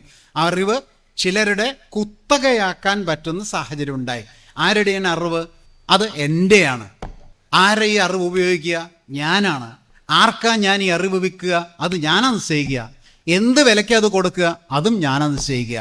ഇത്രയും പറഞ്ഞാൽ ഏകദേശം മനസ്സിലായിട്ടുണ്ടാവും. അറിവ് കുത്തകയാവാൻ പോവാണ്, ആയിക്കൊണ്ടിരിക്കുകയാണ്. അപ്പം അറിവ് കുത്തകയായിട്ട് മാറുകയും അറിവ് ഉൽപ്പാദിപ്പിക്കുകയും ചെയ്യുമ്പോൾ അവിടെ ഒരു വൈരുദ്ധ്യമുണ്ട്. ശ്രദ്ധിക്കണേ, അവിടെ ഒരു വൈരുദ്ധ്യമുണ്ട്. എന്താ കാരണം? ജ്ഞാനോൽപാദനം നടക്കുമ്പോൾ ഉൽപ്പാദിപ്പിക്കപ്പെടുന്ന ജ്ഞാനം പാറ്റന്റ് ചെയ്യപ്പെട്ട് അത് സ്വന്തമാക്കി മാറ്റുന്ന ഒരു ഘട്ടമുണ്ടെങ്കിൽ ജ്ഞാനോൽപാദനത്തിന് തടസ്സമുണ്ടാകാനുള്ള സാധ്യതയുണ്ട്, അല്ലെങ്കിൽ പല വെല്ലുവിളികളും ഉണ്ടാവാനുള്ള സാധ്യതയുണ്ട്. ആഗോളതലത്തിൽ മുതലാളിത്തം, ആധുനിക മുതലാളിത്തം ഇങ്ങനെയുള്ള ഒരു വലിയ മാറ്റത്തിന് കച്ചകെട്ടിക്കൊണ്ടിരിക്കുകയാണ്. അതിൻ്റെ കാരണം ഒന്ന് സൂചിപ്പിക്കാം, അത് വലിയ വിഷയമാണ്. അതിൻ്റെ കാരണം മറ്റേ ന്യൂലിബറൽ പോളിസി തകർന്നു കിടക്കുകയാണ്. ജെയിംസ് പെട്രാസും അതുപോലെ തന്നെ പിന്നെ ജോസഫ് സ്റ്റിഗ്ലിറ്റ്സും ഒക്കെ പല പുസ്തകങ്ങളും എഴുതിയിട്ടുണ്ട്. ഒരു അക്കാഡമിക് സെഷൻ അല്ല എന്നുള്ളതുകൊണ്ട് ഞാൻ വിശദീകരിക്കുന്നില്ല. ജോസഫ് സ്റ്റിഗ്ലിറ്റ്സ് അവസാനം എഴുതിയൊരു പുസ്തകത്തിൻ്റെ പേര് അതെങ്കിലും ഒന്ന് ഗൂഗിൾ ചെയ്ത് നോക്കണം. ദ റോഡ് ടു ഫ്രീഡം എന്നുള്ളതാണ്. The road to freedom. ആ പുസ്തകത്തിൽ അദ്ദേഹം പറയുന്നത് ന്യൂലിബറൽ പോളിസി തകർന്നു, ഇനി അതിന് മുന്നോട്ട് പോകാൻ വഴിയില്ല. അപ്പോൾ മുതലാളിത്തത്തിൻ്റെ വേറെ തകർച്ച കൂടി നമ്മൾ കാണുകയാണ്. അതുകൊണ്ട് തന്നെ ഇനി മുതലാളിത്തത്തിന് മുന്നോട്ട് പോകാൻ പറ്റില്ല, അത്ര കണ്ട് അസമത്വം വർദ്ധിച്ചിരിക്കുന്നു എന്ന് തിരിച്ചറിഞ്ഞ് തോമസ് പിക്കറ്റി ഒരു പുസ്തകം എഴുതിയിട്ടുണ്ട്. Thomas Piketty. ആ പുസ്തകത്തിൻ്റെ പേര് ടൈം ഫോർ സോഷ്യലിസം എന്നാണ്. അതൊന്ന് ഗൂഗിൾ ചെയ്ത് നോക്കണമെങ്കിൽ ഒരു ഹെഡിങ് പോലും വന്നൊരുങ്ങും, ടൈം ഫോർ സോഷ്യലിസം. അങ്ങനെ പുസ്തകം ലോകത്ത് പ്രസിദ്ധീകരിച്ചിരിക്കുന്നത് നോബൽ സമ്മാന ജേതാവായ വലതുപക്ഷ സാമ്പത്തിക ശാസ്ത്രജ്ഞൻ തോമസ് പിക്കറ്റിയാണ്. അങ്ങനെ പുസ്തകം എഴുതിയിരിക്കുന്നു. ഇതൊക്കെ ആഗോള തലത്തിലുള്ള മാറ്റങ്ങളുടെ ചില സ്പന്ദനങ്ങൾ മാത്രമാണ്. ഇങ്ങനെ വലിയ മാറ്റങ്ങൾ ലോകത്ത് അറിവ് രംഗത്ത് നടന്നുകൊണ്ടിരിക്കുകയാണ്. ടെക്നോളജിയൊക്കെ എവിടേക്ക് പോകുന്നു എന്ന് ആർക്കും ചിന്തിക്കാൻ കഴിയില്ല. പോയിന്റ് ഇത്രയേ ഉള്ളൂ. ജ്ഞാനോൽപാദനം നടക്കുന്നു, ഉൽപ്പാദിപ്പിക്കുന്ന ജ്ഞാനം പാറ്റന്റ് ചെയ്യപ്പെടുന്നു, കുത്തകവൽക്കരിക്കപ്പെടുന്നു എന്ന്. ഇനി കേരളത്തിലേക്ക് വരാം. ഞാൻ പറഞ്ഞുകൂടി വരാമെന്നുള്ളത്. ഇനി കേരളത്തിലേക്ക് വരാം. കേരളത്തിൽ ഇതിന് നേരെ വിരുദ്ധമായിട്ടുള്ള ഒരു ഇടപെടലാണ് നടക്കുന്നത്. നോക്കൂ, ഞാൻ ഒന്ന് പറഞ്ഞു വിദ്യാഭ്യാസത്തിൻ്റെ സാർവത്രികവൽക്കരണം. രണ്ടാമത്തെ എന്താ പറഞ്ഞത്? സമ്പൂർണ്ണ സാക്ഷരത. മൂന്നാമത്തെ എന്താ പറഞ്ഞത്? 2016 ശേഷമുള്ള അറിവിൻ്റെ സാർവത്രികവൽക്കരണം. അറിവിൻ്റെ സാർവത്രികവൽക്കരണം എന്ന് പറയുന്നത് ജ്ഞാനത്തിൻ്റെ സാർവത്രികവൽക്കരണത്തിൻ്റെ ഒരു ഘട്ടമാണ്. ഇവിടെ നോക്കൂ, ഇവിടെ അറിവ് ഉൽപ്പാദിപ്പിക്കപ്പെടുന്നു എന്ന് മാത്രമല്ല, ജ്ഞാനോൽപാദനം നടക്കുന്നു എന്ന് മാത്രമല്ല, ഉൽപ്പാദിപ്പിക്കപ്പെടുന്ന ജ്ഞാനം കുത്തകയാകരുത് എന്ന സന്ദേശം കൊടുത്തുകൊണ്ട് സമൂഹത്തിൽ സാർവത്രികവൽക്കരിക്കുകയാണ്. എത്ര വിപ്ലവാത്മകമായ രീതിയിലാണ് കേരളത്തിൻ്റെ വിദ്യാഭ്യാസം മുന്നോട്ട് പോകുന്നത്. 2016 ശേഷം കേരളത്തിൽ നടന്ന വിദ്യാഭ്യാസ വിപ്ലവം എന്താണ്? അറിവിൻ്റെ സാർവത്രികവൽക്കരണമാണത്. ലോകത്ത് അറിവ് കുത്തകയാക്കാൻ പോകുന്ന മുതലാളിത്ത നടപടിക്കെതിരെ ഒരു മനോഹരമായ മാതൃക കേരളം സൃഷ്ടിക്കുകയാണ്. ഒരു മനോഹരമായ മാതൃക. അറിവ് കുത്തകവൽക്കരിക്കപ്പെടുകയല്ല വേണ്ടത്, അറിവ് സമൂഹത്തിൽ വിന്യസിക്കുകയാണ് വേണ്ടത്. അറിവ് സമൂഹത്തിൽ വിന്യസിക്കപ്പെടുമ്പോൾ കൂടുതൽ കൂടുതൽ അറിവുകളുണ്ടാകും.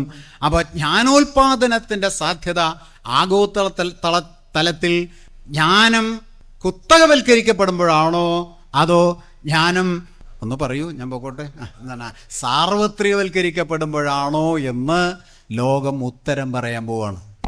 എഴുതി വെച്ചോളൂ എവിടേക്കാണെന്നുള്ളത് കേരളത്തിൻ്റെ പോക്ക്. നവലോകം, നവകേരളം എന്നൊക്കെ പറയുന്നത് ഭൗതിക സംവിധാനങ്ങളിലൂടെ മാത്രമല്ല, ആശയപരമായി വലിയ ഒരു ലോകത്തിലേക്ക് കേരളം പോയിക്കൊണ്ടിരിക്കുകയാണ്. ഇത് ഞാൻ പഠിച്ച ഇപ്പോൾ അതിൽ കൂടുതലുണ്ടാവാം ധാരാളം. ലോകത്തെ വിദ്യാഭ്യാസ രീതിയിൽ എങ്ങുമില്ല എന്ന് വേണമെങ്കിൽ പറയാം, എങ്ങുമില്ല എന്ന് പറയാം. കാരണം ആ ജ്ഞാന സമ്പദ് വ്യവസ്ഥയിലേക്കുള്ള പോക്കിന് തുല്യമായിട്ടും പാരലായിട്ടുമാണ് പല രാജ്യങ്ങളും പോകുന്നത്. ചൈനയിൽ അതിൻ്റെ ചില സ്പന്ദനങ്ങൾ കാണാനുണ്ട്. അത് ലോകത്തിപ്പോൾ ഈ ജ്ഞാന സമ്പദ് വ്യവസ്ഥയുടെ ഭാഗമായി ഉണ്ടായ ഏറ്റവും പ്രധാനപ്പെട്ട ഒരു ആശയമാണ് ChatGPT എന്ന് പറയും. ഇവിടെയൊക്കെ എല്ലാവരും ഉപയോഗിക്കുന്നത് ChatGPT. ആ ChatGPT എന്ന് പറയുന്നത് ഈ ജ്ഞാന സമ്പദ് വ്യവസ്ഥയുടെ ഒരു ഉപകരണമാണ്. എൻ്റെയാണ് അറിവ്, ഒരു കമ്പനിയുടെയാണ് ഈ ChatGPT. ആർക്ക് വേണമെങ്കിൽ അത് ഉപയോഗിക്കാം. പക്ഷേ എന്താണ്, പണം വേണം, അതെൻ്റെ സ്വന്തമാണ്, വേറൊരാൾക്കും ഗവേഷണം നടത്താനും പാടില്ല. അതാണ് ഈ ജ്ഞാന സമ്പദ് വ്യവസ്ഥയുടെ പ്രധാനപ്പെട്ട പ്രത്യേകത. ആ പ്രത്യേകത നടക്കുമ്പോൾ അതിനെതിരെ ഒരു ശബ്ദമേ ഉള്ളൂ, അത് സോഷ്യലിസ്റ്റ് ശബ്ദമാണ്, അത് ചൈനയുടെ ശബ്ദമാണ്. ചൈനയിൽ അതിന് പകരം അതിനേക്കാൾ എഫിഷ്യൻ്റ് ആയിട്ടുള്ള, എഫിഷ്യൻസി കുറവാണെന്നതിൽ അഭിപ്രായം ഉണ്ട് എങ്കിലും മനസ്സിലാക്കിയെടുത്തോളൂ, അതിനേക്കാൾ എഫിഷ്യൻ്റ് ആയിട്ടുള്ള ഡീപ് സീക്ക് എന്ന് പറയുന്ന ഒരു സംവിധാനം വന്നു കഴിഞ്ഞു. ഡീപ് സീക്ക് എന്നുള്ളതാണ് ChatGPTക്ക് പകരമായി മറ്റേ സോഷ്യലിസ്റ്റ് ലോകത്ത് ചൈനയുടെ ഭാഗത്ത് ഉണ്ടാകുന്ന മറ്റ് സംവിധാനം. എന്താ പ്രത്യേകത കേൾക്കണേ? എന്താ ആശയമാണ് അതിൽ പ്രത്യേകത? അതെങ്ങനെയാണെന്നുള്ളതല്ല പ്രത്യേകത. അത് ക്ലോസ്ഡ് അല്ല, അത് കുത്തകയല്ല, അത് ഓപ്പണാണ്. ഇവിടെ ഇരിക്കുന്ന ചൊക്ലയിൽ ഇവിടെ ഇരിക്കുന്ന ആർക്കും അതിൻ്റെ സോഴ്സ് കോഡ് ഇപ്പം കിട്ടും, വേണമെങ്കിൽ അതിൻ്റെ സോഴ്സ് കോഡ് ഇപ്പം കിട്ടും. ഇതാണ് പ്രതിരോധം. വിദ്യാഭ്യാസത്തിലൂടെയുള്ള സാമ്രാജ്യത്വ ആധിപത്യത്തിൻ്റെ പ്രതിരോധത്തിൻ്റെ ഒരു രീതിയാണ് പറഞ്ഞത്. വലിയ പ്രതിരോധമാണ് വിദ്യാഭ്യാസത്തിലൂടെ നടത്തുന്നത്. മൂലധനാധിപത്യം, സാമ്രാജ്യാധിപത്യത്തിനെതിരെ വിദ്യാഭ്യാസത്തിലൂടെ പ്രതിരോധം തീർക്കുകയാണ്. ആണ് സോഷ്യലിസ്റ്റ് ചൈന ഇപ്പോൾ ചെയ്തത്, ഡീപ് സീക്ക്. അങ്ങനെ ഒരുപാട്, ഞാൻ അതിൻ്റെ വിശദീകരണത്തിലേക്ക് പോകുന്നില്ല. കേരളം ആശയപരമായി അറിവ് സമൂഹത്തിൽ സാർവത്രികവൽക്കരിക്കുകയാണ്. വിദ്യാഭ്യാസത്തിൽ 4 ഘട്ടങ്ങളുണ്ട്. 4 ഘട്ടങ്ങൾ. ഒന്ന് വിവരം, മലയാളം വിവരം, ഇംഗ്ലീഷ് ഇൻഫർമേഷൻ. 2 അറിവ് നോളജ്. വിവരമല്ല അറിവ്. വിവരവും അറിവും പര്യായ പദങ്ങളായിട്ട് പലപ്പോഴും ഉപയോഗിക്കാറുണ്ട്. രണ്ടും രണ്ടാണ്. വിവരമല്ല അറിവ്. അറിവ് കഴിഞ്ഞാൽ പിന്നത്തെ വിജ്ഞാനമാണ്. വിശേഷാൽ വിവരമാണ് വിജ്ഞാനം. അത് കഴിഞ്ഞാൽ അടുത്ത ഘട്ടം ജ്ഞാനമാണ്. നമ്മുടെ ബ്രെയിനിന് നോക്കൂ, നമ്മുടെ ബ്രെയിനിന് ഏത് തലത്തിലൂടെയൊക്കെ കടന്നു പോകാൻ പറ്റുമെന്നുള്ളതിൻ്റെ ഒരു ക്രോസ് സെക്ഷനാണ് ഞാൻ വരച്ചത്. ഇതാണ് വിദ്യാഭ്യാസം. വിദ്യാഭ്യാസം എന്നുള്ള അക്ഷരപഠനമാണ്, മാർക്ക് മേടിക്കലാണ്, തൊഴിലുണ്ടാവുക എന്നുള്ളൊരു ക്ലാസിക്കൽ മുതലാളിത്ത ഫ്യൂഡൽ ചിന്തയുണ്ട്. അതിൽ നിന്നൊക്കെ വിട്ട് ഒരു മനുഷ്യൻ്റെ യഥാർത്ഥ സർഗശേഷിയെ സമ്പൂർണവും സമഗ്രവുമായി വിടർത്തി ആശയലോകത്ത് പ്രകാശിപ്പിക്കുക, പ്രകാശഗോപുരമാക്കി നിർത്തുക എന്നുള്ളതാണ് വിദ്യാഭ്യാസം. ഒരാളുടെ ഏത് ചെറിയ കഴിവിനെ പോലും നോക്കൂ, ഒരു വ്യക്തിക്കകത്തുള്ള ഏത് ചെറിയ കഴിവിനെ പോലും പ്രകാശിപ്പിച്ച് പ്രകാശഗോപുരമാക്കി മാറ്റുക. അതിനെയാണ് വിദ്യാഭ്യാസം എന്ന് പറയുന്നത്. ഇത് തൊഴിൽ കിട്ടാനുള്ളതാണ്, നൈപുണ്യമാണ് ഏറ്റവും പ്രധാനം എന്ന് പറഞ്ഞ കേന്ദ്ര സർക്കാരിൻ്റെ നിലപാട്. ഒരു മനുഷ്യനെ ഇത്രയും നിർത്തിയാൽ മതി, അതാണ് അവരുടെ തന്ത്രം. ഇത്ര മതി, അതിൻ്റെ മുകളിലേക്ക് നിൻ്റെ ബ്രെയിൻ വളരണ്ട. ഇതിനെ മറ്റേ മെക്കോളെ മിനിറ്റ്സിൽ പിന്നെ എന്താണ് ബ്രിട്ടീഷുകാർ പറഞ്ഞതും അത് ഞാൻ പറയാം, 1-2 ഉദാഹരണം പറയാം. അപ്പം അതുകൊണ്ട് ആ പരിമിതി മറികടന്ന് മനുഷ്യൻ്റെ ബ്രെയിൻ ഇത്രയും വളർന്നാൽ മതി എന്ന് ഭരണകൂടം നിശ്ചയിക്കുന്ന പരിമിതി മറികടന്ന് ആ സാമ്രാജ്യത്വ തന്ത്രത്തിനെതിരെയുള്ള കൃത്യമായ പോരാട്ടമാണ് കേരളത്തിൻ്റെ വിമോചന വിദ്യാഭ്യാസം. പൗലോ ഫെറർ പറഞ്ഞതുപോലെ തന്നെ. അപ്പം അതുകൊണ്ട് ഞാൻ പറഞ്ഞത് ഒന്നുകൂടി പറയുകയാണ്, മറക്കാതിരിക്കുകയാണ്. ഒന്ന് എന്താണ്? ഇൻഫർമേഷൻ, വിവരം. ഇതാണ് പ്രാഥമികമായിട്ട് നമ്മൾ നേടുന്നത്. 10ാം ക്ലാസ് വരെ നേടുന്നത് ഈ പ്രാഥമിക വിദ്യാഭ്യാസത്തിൽ ഈ വിവരമാണ്. വിവരങ്ങൾ, ഇൻഫർമേഷൻ, കളക്ഷൻ ഓഫ് ഇൻഫർമേഷൻസ്. ഉന്നത വിദ്യാഭ്യാസം എന്ന് പറഞ്ഞാൽ അറിവ് നേടലാണ്, നോളജാണ്. നോളജ്. ഞാനൊരു ചെറിയ ചോദ്യം ചോദിക്കാം, തെറ്റിദ്ധരിക്കരുത്, അറിയാൻ വേണ്ടി മാത്രം. ഇതെന്താ വ്യത്യാസം എന്നറിയാൻ. കൊച്ചു ചോദ്യമാണ്. കൊച്ചെന്ന് വെച്ചാൽ കൊച്ചിൻ്റെ കൊച്ചാണ്. മുല്ലപ്പൂവിൻ്റെ നിറം എന്താ? ഇത്രയൊന്നും പറയണ്ട, അത്ര വലിയ ആൾക്കാരെ ഇരിക്കുന്നതെന്ന് എനിക്കറിയാം. തെറ്റിയില്ലല്ലോ ആർക്കും? ഫുൾ മാർക്കല്ലേ? ഫുൾ A+ അല്ലേ? ഇതൊരു ഇൻഫർമേഷനാണ് അല്ലേ? ഇത് നമ്മുടെ പഞ്ചേന്ദ്രിയങ്ങളെ കൊണ്ട് നമ്മുടെ മനസ്സിൽ സൃഷ്ടിച്ച ഒരു ഇൻഫർമേഷനാണ്. രണ്ടാമത്തെ ചോദ്യത്തിന് ആരെങ്കിലും ഉത്തരം പറയണം. എന്താ മുല്ലപ്പൂവിന് വെള്ള നിറം? ഹലോ, വിവരേ ഉള്ളൂ, ഒന്ന് പൂരിപ്പിക്കൂ. അറിവില്ല. ഇതാണ് വിഷയം. ഇതാണ് ഈ സാമ്പ്രദായിക പ്രതിലോമ വിദ്യാഭ്യാസങ്ങളുടെയൊക്കെ പ്രത്യേകത. എന്നോട് ചോദിച്ചിട്ടുണ്ട്, മാഷ് ഈ പൊതുവിദ്യാഭ്യാസത്തെക്കുറിച്ച് പറയണ്ടല്ലോ, അല്ലാണ്ട് ചില സ്കൂളുകളില്ലേ, പേരൊന്നും ഞാൻ പറയില്ല, അല്ലാണ്ടല്ലോ. മാഷ് സ്കൂളിൽ 2+2 ഉത്തരം എത്രയാ? 4. ആ സ്കൂളിൽ 2+2 ഉത്തരം എത്രയാ? 4. പിന്നെ എന്താ വ്യത്യാസം? ഇത് ഋജുവായിട്ടുള്ള ആൾക്കാരുടെ സംശയമാണ്. അതിനപ്പുറത്തേക്കുള്ള ചോദ്യങ്ങൾക്കൊന്നും, ഇവിടെ മുല്ലപ്പൂവിൻ്റെ നിറം എന്താ? വെള്ള. അവിടെ മുല്ലപ്പൂവിൻ്റെ നിറം എന്താ? വെള്ള. അവിടെ മുല്ലപ്പൂവിൻ്റെ നിറം എന്താ? ഉത്തരമില്ല. ഇവിടെ മുല്ലപ്പൂവിൻ്റെ നിറം എന്താ? ഉത്തരം ഉണ്ടാവും. ജീവിത പഠനമാണ് വിദ്യാഭ്യാസം. ആരും കേൾക്കണില്ല. കേൾക്കണ്ടോ? എന്താണ്? ജീവിത പഠനമാണ്, വിഷയ പഠനമല്ല വിദ്യാഭ്യാസം. വിഷയപഠനം മാത്രമല്ല വിദ്യാഭ്യാസം. അല്ല എന്ന് പറയുന്നത് വിഷയപഠനം മാത്രമല്ല വിദ്യാഭ്യാസം. ജീവിത പഠനമാണ് വിദ്യാഭ്യാസം. സാമൂഹിക പഠനമാണ് വിദ്യാഭ്യാസം. അതിന് വിവരം പോരാ. പറയൂ. അറിവുണ്ടാവണം. അതിനെ ചോദ്യം ചോദിച്ചു. മഴവില്ലിന് എത്ര നിറമുണ്ട്? ഒന്ന് ഉറക്കെ പറയൂ. ഉറക്കെ പറയൂ. തെറ്റാ. വിവരേ ഉള്ളൂ, അറിവില്ല. ഇനി നിങ്ങളുടെ ഉത്തരം ശരിയാവാൻ ഞാൻ ചോദ്യം മാറ്റാം. ചോദ്യം മാറ്റിയാൽ 7 ശരിയാവും. മനുഷ്യൻ്റെ കണ്ണുകൾ കൊണ്ട് കാണാൻ പറ്റുന്ന എത്ര വർണ്ണങ്ങൾ? പറയൂ. 7. കറക്റ്റ്. റെഡിൻ്റെ അപ്പുറത്ത് ഇൻഫ്രാറെഡ്, അതിൻ്റെ അപ്പുറത്ത് ഫാർ ഇൻഫ്രാറെഡ്, വയലറ്റിൻ്റെ അപ്പുറത്ത് അൾട്രാ വയലറ്റ്, അതിൻ്റെ അപ്പുറത്ത് എക്സ്റേ, അതിൻ്റെ അപ്പുറത്ത് ഗാമാറേ. ഒരുപാട് സ്പെക്ട്രം ഓഫ് റേഡിയേഷൻസ് ഉണ്ട്. പക്ഷേ നമുക്ക് കാണാൻ പറ്റുന്നത് 7 ഉള്ളൂ. ഉത്തരം 7 അല്ല. 7 എന്നുള്ളതൊരു ഇൻഫർമേഷനാണ്. മറ്റതോ അതിനെക്കുറിച്ച് വിവരമാണ്. അവിടെ നിന്ന് അങ്ങോട്ട് ഞാൻ ചോദ്യം ചോദിച്ചാൽ പ്രകാശത്തിൻ്റെ ഫിലോസഫി വരെ എത്താം. പ്രകാശത്തിൻ്റെ ഫിലോസഫിയാണ് പ്രപഞ്ചത്തിൻ്റെ ഫിലോസഫി. ആരോടും കേട്ടോ? അതാ ജ്ഞാനം. കേൾക്കുന്നുണ്ടോ? ആ പ്രകാശം എന്ന് പറയുന്നത് എന്താണ്? പ്രകാശം എന്ന് പറയുന്നത് എന്താ? പ്രകാശം. അത് വിവരമാണ്. ആ പ്രകാശം തരംഗമാണ് എന്ന് കുറച്ചുകൂടി തന്നെ. അപ്പോൾ വേറൊരാൾ തരംഗം മാത്രമല്ല, അത് പാർട്ടിക്കിളുമാണ്. തരംഗമാണ്, പാർട്ടിക്കിളുമാണ്. ഇത് രണ്ടുമാണ്. അവിടെ നിന്ന് കൂടെ കുറച്ചും കൂടി ചെയ്യുന്നത് പാക്കറ്റ്സ് ആണ്. അതിന് കുറച്ചും കൂടെ വെച്ച് കഴിഞ്ഞാൽ ഇതെല്ലാമാണ് ഈ പ്രപഞ്ചം. അതുകൊണ്ട് മുല്ലപ്പൂവിൻ്റെ നിറത്തിൽ നിന്ന് എവിടെ എത്തി? പറയൂ. പ്രപഞ്ചത്തിൻ്റെ ഫിലോസഫി വരെ എത്തുകയാണ് ഒരൊറ്റ ദിക്കിൽ നിന്ന്. അപ്പോൾ ഇതെല്ലാം നമ്മുടെ ബ്രെയിനിൽ ഉൽപ്പാദിപ്പിക്കാൻ സാധ്യതയുള്ളതാണ്. പക്ഷേ അതിനെ നിയന്ത്രിച്ച് കട്ട് ചെയ്ത് ഇതെവിടെ വരെ മതി. ഇതാണ് വലതുപക്ഷ വിദ്യാഭ്യാസങ്ങളുടെയൊക്കെ പ്രത്യേകത. അതുകൊണ്ട് കേരളം ഈ പറയുന്ന ഈ ജ്ഞാനോൽപാദന ശൈലി, അപ്പോൾ സ്വാഭാവികമായിട്ടൊരു ചോദ്യം കൂടി, വിദ്യാഭ്യാസമാണെന്നുള്ളതുകൊണ്ട് ടെക്നിക്കലായിട്ട് ചിലത് കൂടി പറഞ്ഞോട്ടെ കേട്ടാ, ദേഷ്യപ്പെടരുത്. ഇത് പഠിപ്പിക്കുന്ന സമയത്ത് അധ്യാപകൻ്റെ പ്രത്യേകതകളുണ്ട്. ടീച്ചറെ, അധ്യാപകൻ്റെ പ്രത്യേകതകളുണ്ട്. അതിന് പെഡഗോജി എന്ന് പറയും. അതായത് അധ്യാപന രീതി ശാസ്ത്രീയമാകണം. അതിൽ നമ്മൾ ഉപയോഗിക്കുന്ന ഒന്നാണ്, നോക്കണേ, ക്രിട്ടിക്കൽ പെഡഗോജി എന്ന് പറയും. അതായത് വിമർശനാത്മക ബോധനശാസ്ത്രം. ഈ വാക്കാണ് കേരളത്തിൻ്റെ തലമുറയുടെ മനസ്സിൽ മാറ്റങ്ങൾ ഉണ്ടാക്കാൻ പോകുന്നത്. വിമർശനാത്മക ബോധനശാസ്ത്രം. വിമർശനാത്മകമാണ്. എന്തിനേയും വിമർശനാത്മകമായി കാണണം. ഇതിനെ അന്ധമായി അംഗീകരിക്കരുത്. അന്ധവിശ്വാസം പാടില്ല. കേൾക്കുന്നുണ്ടോ? ഇതിനെ അന്ധമായി പറയൂ അംഗീകരിക്കരുത്.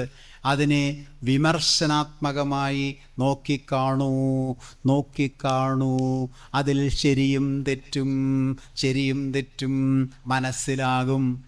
ഹലോ, കേൾക്കുന്നുണ്ടോ? എങ്ങനെ കാണരുത്? അന്ധമായി ഇതാണ്, ഇത് പഠിച്ചോ, അത് കാണാപ്പാടം പഠിച്ചോ. അത് കാണാപ്പാടം പഠിച്ചോ? എന്താ ഇതിലെന്താ അർത്ഥമില്ലേ? ശ്രീനാരായണ ഗുരു ഒരു വാചകം എഴുതി അമ്പലത്തിൻ്റെ പുറത്ത്, ജാതിഭേദം മതദ്വേഷം ഏതുമില്ലാതെ.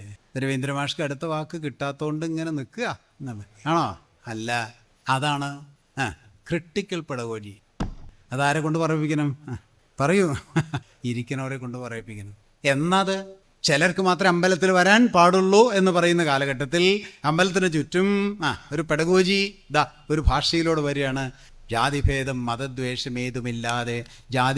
മതദ്വേഷമേതുമില്ലാതെ സർവരും. കേൾക്കുന്നുണ്ടോ? അവിടെ ഒരു വിമർശനം മനസ്സിലുണ്ടാവുകയാണ്. ഞാനൊരു ക്ലാസ്സാണെന്നുള്ള നിലയ്ക്ക് പറഞ്ഞ് തെറ്റിദ്ധരിക്കരുത് കേട്ടോ. കേൾക്കുന്നുണ്ടോ? മനസ്സിലൊരു അതുവരെ എന്താ? അമ്പലത്തിൽ ആരാ വരിക? ഒന്ന് പറയൂ. അമ്പലത്തിൽ ആരാ വരിക? ഒരു വിഭാഗക്കാർ, ജാതി മതം എന്ന് പറയും, ഒരു വിഭാഗക്കാർ വരും, വേറൊരു വിഭാഗം വരാൻ പാടില്ല. അപ്പോഴാണ് ഒരു അമ്പലത്തിൻ്റെ ചുറ്റും ജാതിഭേദം മതദ്വേഷം ഏതുമില്ലാതെ സർവരും. നല്ല ടീച്ചർ ഇതിങ്ങനെയാണ്. ജാതിഭേദം ഇതിങ്ങനെയാണ് പറയേണ്ടത്. ജാതിഭേദം മതദ്വേഷം ഏതുമില്ലാതെ സർവരും സ്വർഗത്തിനു വാഴസ്ഥാനം. അത് അറിഞ്ഞൂടെ? കാണാപ്പാടം പഠിക്കണം കേട്ടോ, നാളെ പഠിച്ചുകൊണ്ട് വരണം കേട്ടോ എന്ന് പറയും. ഒരു വിഷമമില്ല. അത് പിറ്റേ ദിവസം കാണാപ്പാടം പഠിക്കും. എന്താ പഠിച്ചത്, എന്തിനാ പഠിച്ചത്, എന്താ അതുകൊണ്ട് ആർക്കും പിടിയില്ല. അതേ വാചകം ക്രിട്ടിക്കൽ പെഡഗോജിയിൽ അവൻ്റെ മനസ്സിൽ ഈ സമൂഹത്തോട് പറയുക വിമർശനമുണ്ടാക്കണമെന്നാണെങ്കിൽ ജാതിഭേദം മതദ്വേഷം ഏതുമില്ലാതെ സർവരും സർവരോ. അപ്പം ചിലർക്ക് പാടില്ല എന്നാണല്ലോ പറയണേ.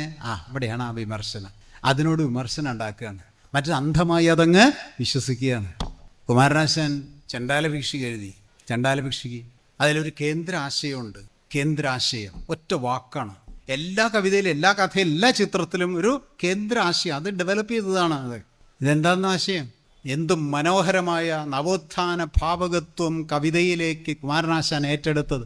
നവോത്ഥാന ഭാവുകത്വത്തിൻ്റെ കവിതയിലേക്കുള്ള വരവിനെ വളരെ മനോഹരമായി ഉദാഹരിക്കാവുന്നതാണ് ചണ്ടാലഭിക്ഷു. വാക്കേതാന്നോ? ദാഹം. ആരോടാ പറയണേ? ഞാൻ കേൾക്കണ്ട. ദാഹം. ഇവിടെ ഇരിക്കുന്ന ആർക്കാ ദാഹിക്കാത്ത? ജാതി തിരിച്ച ദാഹം, മതം തിരിച്ച ദാഹം. മൃഗങ്ങൾക്ക് മറ്റു മനുഷ്യർക്ക് മാത്രമാണോ? മൃഗങ്ങൾക്കുണ്ട്, സസ്യങ്ങൾക്കുണ്ട്. ദാഹം എന്നത് യൂണിവേഴ്സലാണ്. ദാഹം ജാതി തിരിച്ചല്ല, ദാഹം മതം തിരിച്ചല്ല. ഇതിങ്ങനെ പഠിപ്പിക്കണം എന്നുള്ളതാണ് ക്രിട്ടിക്കൽ പെഡഗോജി. ഇല്ലാണ്ട് എങ്ങനെ പറയാം?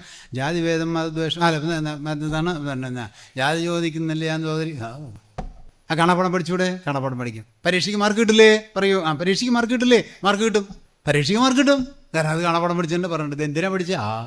കുമാരനാശൻ്റെ കവിത പഠിച്ചിട്ടുണ്ട്. ഞാൻ ചെല്ലാം നല്ല ഭംഗിയായിട്ട്. ചങ്ങമ്പയുടെ കവിത പഠിച്ചിട്ടുണ്ട്. അലയപ്പൂലയനം മാടത്തിൻ മുറ്റത്ത് മഴ വന്ന നാളോരു വാഴ നട്ടു. ഇതൊരു മനോഹരമായിട്ട് ചൊല്ലാം. ഇപ്പം എന്താ തോന്നിയതിൽ? ഒന്നും തോന്നിയില്ല. പെഡഗോജിക്കലായിട്ട് അതിനെ അനലൈസ് ചെയ്യുമ്പോഴാണ് അതിലെന്തോ തോന്നുക. ദാഹം ഇങ്ങോട്ട് വരാം. ദാഹം എല്ലാവർക്കും ഉള്ളതാണ്. ഇതാണ് മതനിരപേക്ഷ ഭാവം. ആ ദാഹം വന്നാൽ എല്ലാവർക്കും എന്താ വേണ്ടേ? നേന്ത്രപ്പഴോ? എന്താ വേണ്ടേ? ആർക്കെങ്കിലും വ്യത്യാസം ഉണ്ടോ? പിന്നെന്താ വ്യത്യാസം? പിന്നെന്താ ജാതി മതത്തിൽ വ്യത്യാസം? ഇങ്ങനൊരു കവിത ലോകത്ത് ഏറ്റവും കാൽപ്പനിക കവി ഏതാന്ന് വെച്ചാൽ ഞാൻ കുമാരനാശാനാന്ന് പറയാം. ആലോചിച്ച് നോക്കൂ. ഇത് ഞാൻ പറഞ്ഞതിൻ്റെ ആശയം മനസ്സിലാവണം. ഇതിങ്ങനെ പഠിപ്പിച്ചാലേ പറയൂ അത് മനസ്സിലുള്ളൂ. അതാണ് പെഡഗോജി, അതാണ് ബോധനശാസ്ത്രം. ആ ബോധനശാസ്ത്രം മനസ്സിലാക്കിയ അധ്യാപകന് ഈ സമൂഹത്തിലെ തെറ്റിനോട് വിമർശനമുണ്ടാക്കുന്ന മനസ്സിനെ ഉൽപ്പാദിപ്പിക്കാനാണ് ഈ കവിതയെ, ഈ കഥയെ, ഈ ചിത്രത്തെ ഉപയോഗിക്കേണ്ടത് എന്ന് തിരിച്ചറിയണം.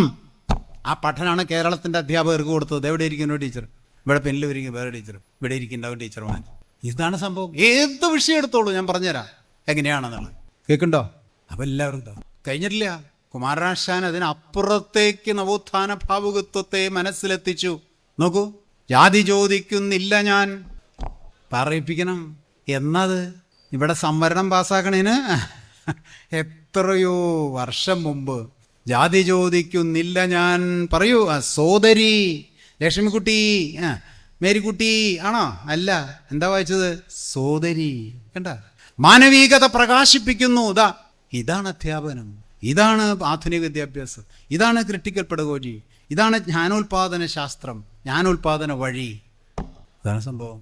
മലയപ്പുലയനാം മാടത്തിൻ മുറ്റത്ത് മഴ വന്ന നാളൊരു വാഴ നട്ടു. ഒന്നും തോന്നിയില്ലല്ലോ? ഞാൻ കേൾപ്പായിരുന്നു. മലയപ്പുലയനാം പറയൂപ്പാ മാടത്തിൻ മുറ്റത്ത്. മാടോ ഇത് ബംഗ്ലാവല്ലേ? ഹലോ, ബംഗ്ലാവല്ലേ? കൊട്ടാരല്ലേ? വീടല്ലേ? എന്താ മലയപ്പുലയന് മാത്രം? പറയൂ. മാടം.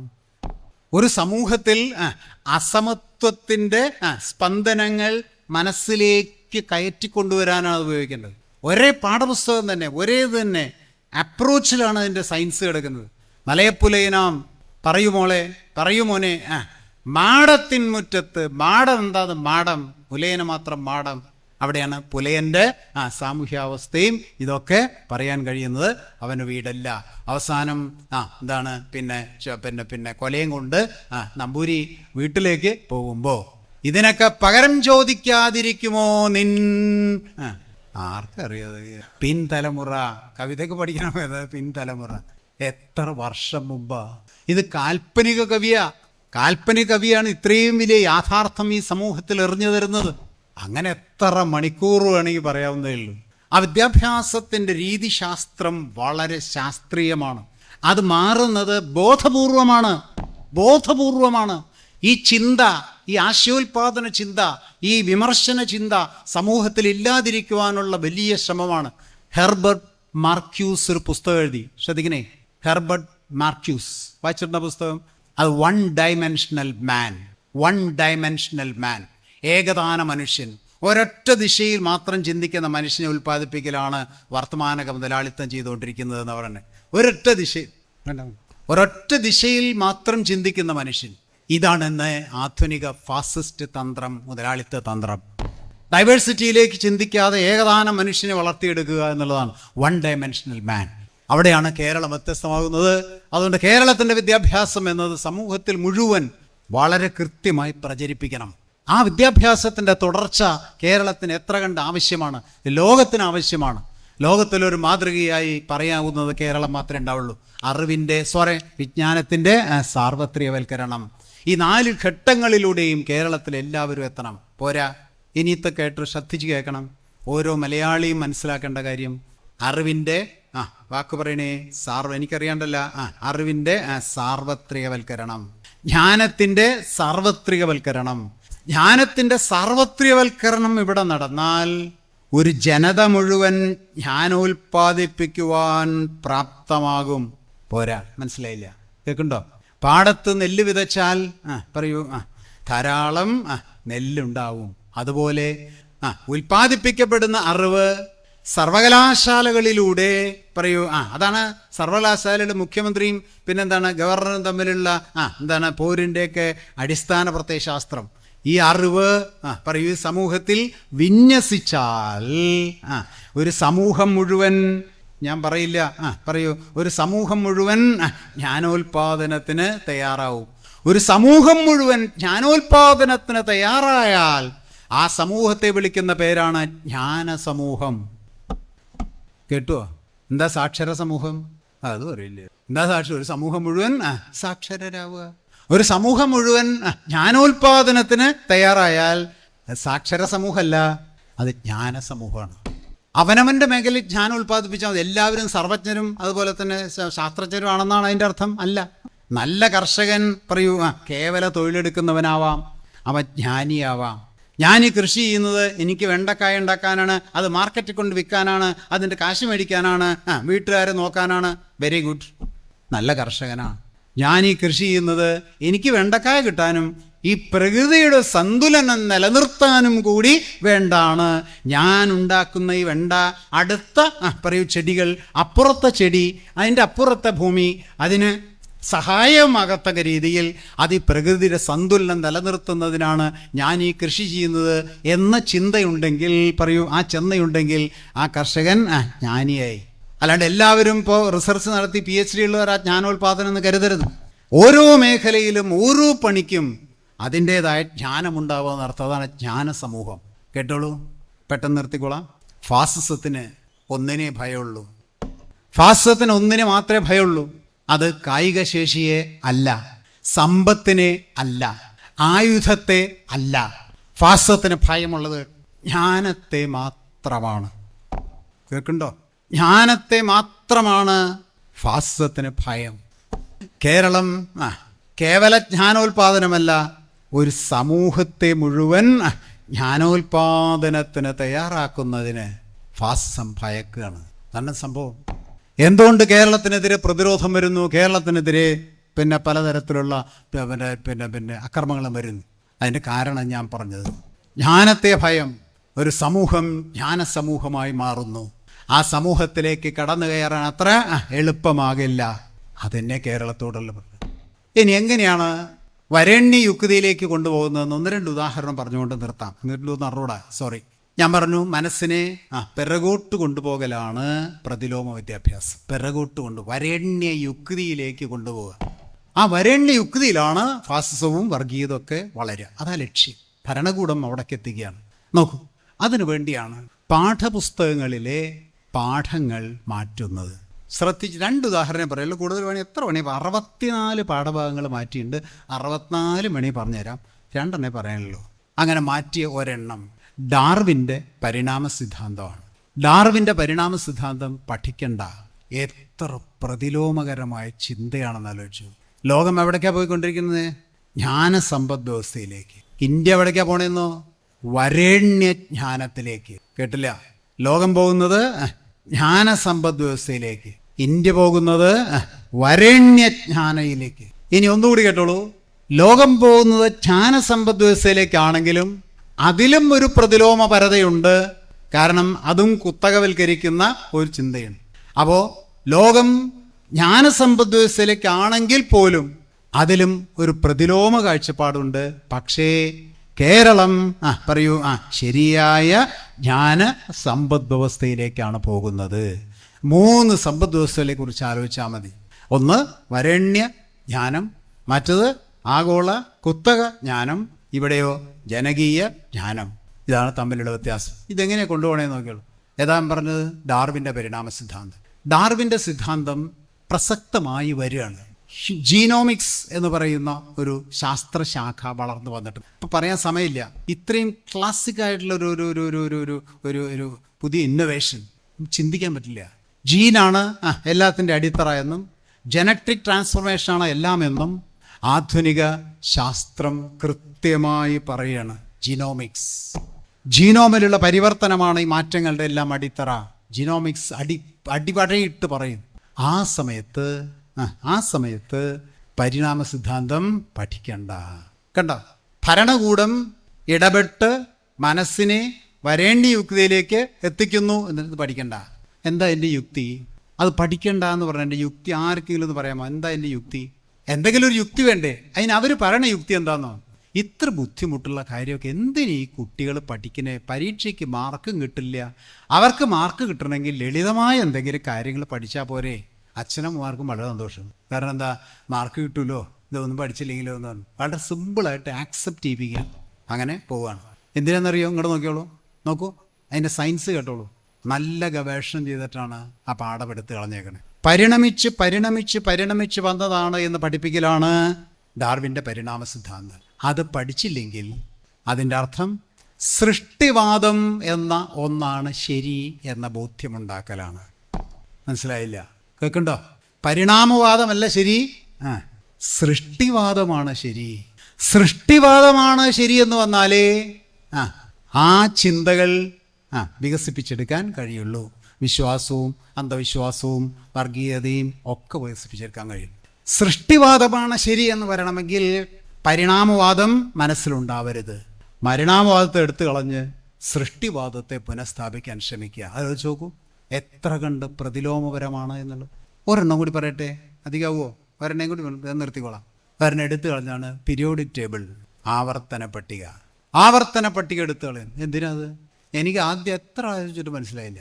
ഇത് എന്തിനാ എടുത്ത് കളയണേ?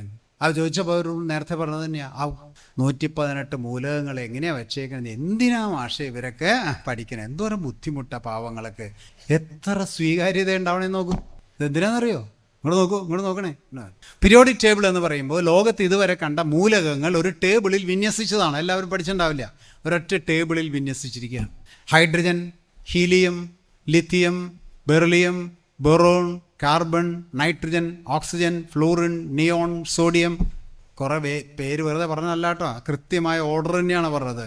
ഹൈഡ്രജൻ, ഇവിടെ ഹൈഡ്രജൻ, അവിടെ ഹീലിയം എന്ന് പറഞ്ഞ ഒരു ടേബിളിൻ്റെ രണ്ടറ്റത്ത് ഹൈഡ്രജൻ ഗ്യാസാണ്, ഹീലിയവും ഗ്യാസാണ്. ലിഥിയം ആൽക്കലി മെറ്റലാണ്, ഹൈഡ്രജൻ്റെ തൊട്ട് താഴെ. Beryllium, boron, carbon, nitrogen, oxygen, ഇതെല്ലാം വെച്ചിരിക്കുക. അങ്ങനെ 118 എണ്ണം അടുക്കി വെച്ചിരിക്കുക. ഇത്രയും മനോഹരമായ ടേബിൾ ഞാൻ കണ്ടിട്ടില്ല. എന്താണെന്നറിയോ? ഹൈഡ്രജൻ ഗ്യാസാണ്, ലിഥിയം മെറ്റലാണ്, സോഡിയം മെറ്റലാണ്. ഈ മെറ്റലും സോളിഡും ഗ്യാസും സോളിഡും തമ്മിലുള്ള സ്ഥൂല സൂക്ഷ്മ ബന്ധങ്ങൾ പ്രകൃതിയിൽ എന്താണ് എന്ന് കൃത്യമായൊരു ടേബിളിലൂടെ വർണ്ണിക്കാൻ പറ്റുന്നതാണ് പീരിയോഡിക് ടേബിൾ. ഒന്നും മനസ്സിലായില്ല. കേൾക്കുന്നുണ്ടോ? ഹലോ, പറയണോ? ഇനി ആർക്കും വേണമല്ലേ? നിർത്തിയാൽ മതിയായിരുന്നു. കേൾക്കണം. ഹൈഡ്രജനും വാതകവും മെറ്റലും നോൺ മെറ്റലും വാതകവും തമ്മിലുള്ള സ്ഥൂല സൂക്ഷ്മ ബന്ധങ്ങൾ പ്രകൃതിയിലുള്ളത് എന്തൊക്കെയാണ് എന്ന് വളരെ മനോഹരമായി ക്രോഡീകരിച്ചിട്ടുള്ള ടേബിളാണ് പീരിയോഡിക് ടേബിൾ. പീരിയോഡിക് ടേബിൾ ആദ്യത്തെ എലിമെൻ്റ് ഹൈഡ്രജനാണ്. അതിൻ്റെ അടിയിൽ ലിഥിയമാണ്, അതിൻ്റെ അടിയിൽ സോഡിയമാണ്. ആ ലിഥിയം എന്ന് പറയുന്നതും ഹൈഡ്രജനും തമ്മിൽ ബന്ധമുണ്ട്. ഒന്ന് മെറ്റലാ, മറ്റേ ഗ്യാസാണ്. പക്ഷെ രണ്ടിൽ ഓഡ് ഇലക്ട്രോൺസ് ആണ്. ഒറ്റ ഇലക്ട്രോൺ അവസാനിക്കുന്നത്, ഓഡ് ഇലക്ട്രോൺ എന്ന് പറയും. അതിൻ്റെ അടിയിൽ സോഡിയം. ഇതിപ്പോൾ ഇന്നലത്തെ പത്രത്തിൽ ഒരു വാർത്ത കണ്ടു. ഹൈഡ്രജൻ കഴിഞ്ഞ ലിത്തിയം കൊണ്ട് ബാറ്ററി ഉണ്ടാക്കാം. കേട്ടില്ലേ? ലിത്തിയം ബാറ്ററി എന്നൊക്കെ കേട്ടില്ലേ? Lithium battery. ലിത്തിയത്തിൻ്റെ പ്രോപ്പർട്ടി അതിൻ്റെ തൊട്ട് താഴെയുള്ള സോഡിയത്തിന് ഉണ്ടാവുമെന്ന് ഞങ്ങളൊക്കെ ഇത് പഠിപ്പിച്ചിട്ടുള്ളതാ. ഞാൻ പഠിക്കാനും ശ്രമിച്ചിട്ടുള്ളതാ. ഇപ്പോൾ ഇന്നലത്തെ പത്രത്തിൽ ലിത്തിയം ബാറ്ററിക്ക് പകരം ആരെങ്കിലും വായിച്ചിട്ടുണ്ടാവും? ഇല്ല, സോഡിയം ബാറ്ററി വരാൻ പോവാ. പറയൂ. ഹൈഡ്രജൻ, ലിത്തിയം, സോഡിയം, ഒരൊറ്റ കോളത്തിൽ 3 ആ ലിഥിയം ബാറ്ററിക്ക് പകരം ഇപ്പോൾ ഇനി സോഡിയം ബാറ്ററി വരാൻ പോവാ. അതിൻ്റെ താഴെ പൊട്ടാസ്യം. ഏതൊക്കെ മെറ്റൽ നാളെ ഒന്ന് കഴിയുമ്പോൾ എന്തായിട്ട് ഉപയോഗിക്കുന്ന പ്രോപ്പർട്ടി കൃത്യമായി ഗ്രേഡ് ചെയ്ത് ഉണ്ടാക്കിയിരിക്കുക. പ്രകൃതിയിൽ എന്തായി കാണുന്നത്? ഒരിക്കലും ഇരുമ്പ് ഒറ്റയ്ക്ക് കുഴിച്ചെടുക്കാൻ പറ്റില്ല. ഇരുമ്പിൻ്റെ അയിരുകളായിട്ടാണ് കുഴിച്ചെടുക്കാൻ പറ്റുന്നത്. ഏതുമായിട്ട് ചേർന്നിരിക്കുന്നത്? എന്താ അയിര് അങ്ങനെ ആവാൻ കാരണം? എന്താ മെറ്റൽ ഇങ്ങനെ ആവാൻ കാരണം? ഇതൊക്കെ പീരിയോഡിക് ടേബിളിലുണ്ട്. ഇത് പഠിക്കണ്ട. എന്താ അതിൻ്റെ യുക്തി? എന്താ പ്രതിലോമ യുക്തി? സിമ്പിളാണ്. പഞ്ചഭൂത സിദ്ധാന്തം പഠിച്ചാൽ മതി. കേൾക്കുന്നുണ്ടോ? ആലോചിച്ച് നോക്കൂ.